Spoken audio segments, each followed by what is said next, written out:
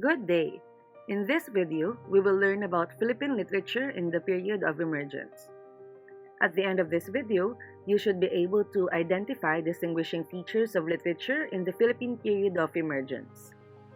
In the period of apprenticeship, the Filipino writers were still learning their craft through their Western education. The history of the development of Philippine literature in English is synchronous to the country's historical events. It is replete with writings that embody the history, culture, ideals, experiences, and passion of past Filipino writers. Reading literary masterpieces from different periods of Philippine literature is like reading combined snippets of historical accounts and fictional stories which mirror the life of Filipinos. The period of emergence is from 1935 to 1945. It is a time when Philippine literature greatly flourished despite growing threats of foreign imperialism. In this period, education and great mastery of the English language were given importance by writers, and the plight of the Filipino people was commonly the subject of various literary works. Jose Hernandez, a Filipino dramatist, author, and educator, describes this period as a time of self-discovery and of rapid growth. Moreover, he stated the different qualities of this period. First, the writers consciously and purposefully tried to create national literature. Second, the writers had gained full control of the English language. They could manipulate it as a literary medium.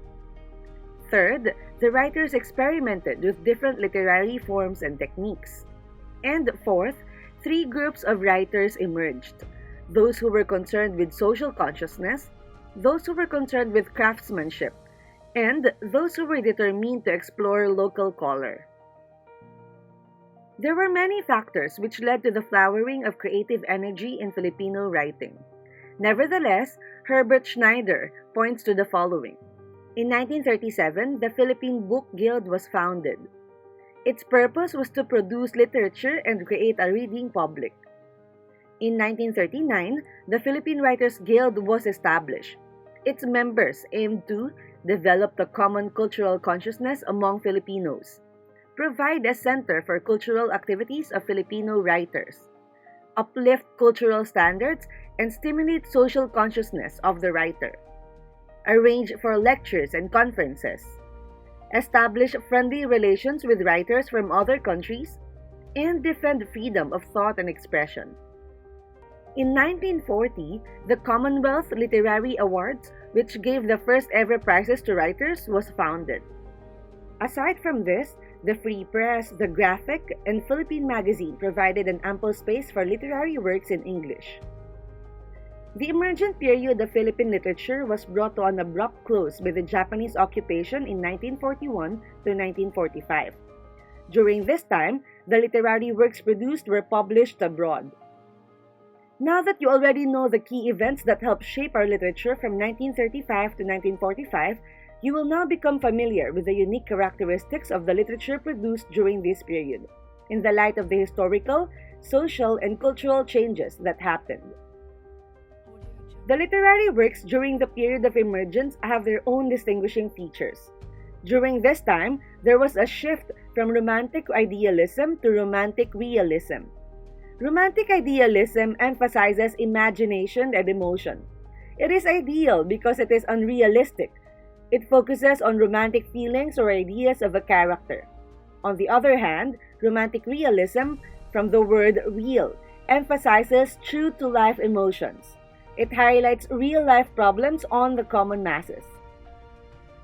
Realism is evident in the stories written by writers like Manuel Argilia and Nick Joaquin. They portrayed the Filipino life in the country. Sentiments about colonialism, unjust treatment, and blind adaptation of foreign culture are the common subjects of literary works. Rice and Bullets by Fernando Ocampo and Nationalism and Culture by Claro M. Recto are examples of these. In poetry, there were a few literary outputs. There was a revolt against traditional values in these works.